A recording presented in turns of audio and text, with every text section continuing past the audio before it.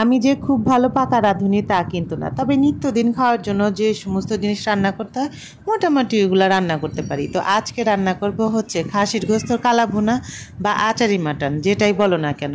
এর জন্য লাগবে খাসির গোস্ত আমি নিয়ে নিলাম, দিয়ে দিছি আদা বাটা, রসুন বাটা, পেঁয়াজ বাটা আর হচ্ছে লবণ। এইখানে হচ্ছে হলুদের গুঁড়া দিয়ে দিব, আর হচ্ছে দিয়ে দিব মরিচের গুঁড়া, সজের গুঁড়া, মানে মশলাপাতি মোটামুটি হচ্ছে যা যা লাগে সব কিছু। তোমরা হলুদটাকে হচ্ছে স্লিপ করতেও পারো। দিয়ে দিলাম হচ্ছে জিরার গুঁড়া, আর এইখানে দিয়ে দিব হচ্ছে 1 টেবিল চামচের চেয়ে হচ্ছে আর একটু বেশি সয়া সস। সয়া সসটা আমি হচ্ছে এই ধরনের জিনিস যখন রান্না করি তখন হচ্ছে দিই। আর এটা হলো বারবিকিউ গ্রিলের হচ্ছে মশলা, যেটা আমি সবসময় হচ্ছে বাড়িতে যে কোনো যদি হচ্ছে চিকেন বা অন্য কোনো কিছু যদি রান্না করি তখন এটা একটু দিই। দিয়ে দিলাম হচ্ছে একটু সাদা তেল, যেটা তোমরা দিলেও দিতে পারো, না দিলেও হচ্ছে সরিষার তেলটা দিতে পারো, তবে আমি সরিষার তেলটা দিব হচ্ছে পরে।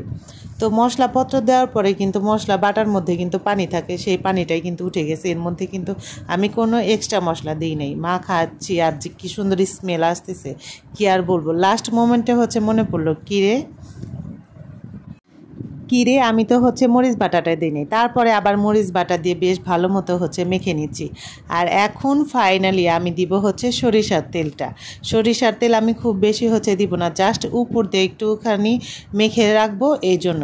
আর এই জিনিসটা রান্না করার পরে যে এত সুন্দর লাগবে খেতে, আমি হচ্ছে এখন ঢেকে বেশ অনেকক্ষণ বলতে 1-1.5 ঘন্টা হচ্ছে রেস্টে রেখে দিব। রেখে দিয়ে বাদ বাকি যে রান্নার প্রসেসিংটা সেটা হচ্ছে এখন সেরে নিব।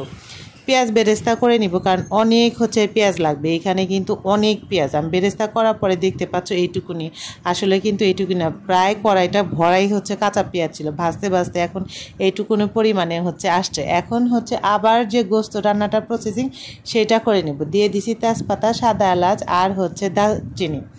তবে এই রান্নাটা আমি যাদের জন্য করছিলাম তারা হচ্ছে সেদিন আসে না, মানে মেহমানদের জন্যই রান্না করছিলাম। ভাবছিলাম একটু বেশি করে করি, আমরা বাড়ির সবাই মিলেই হচ্ছে খাই। তবে যারা যারা খাইছে তারা সবাই বলছে যে খুবই মজা হয়েছিল। অবশ্য যে গেস্টের জন্য রান্না করছিলাম তারা আসে নাই, বিকেলবেলা অন্য সবাই আসছিল।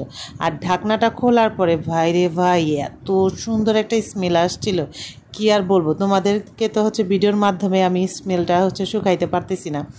তবে রান্নাটা কিন্তু আমি একটুই হচ্ছে পানি দিব না, যতটুকু হচ্ছে কষাবো সবটুকুই হচ্ছে তেলের মধ্যে কষাবো।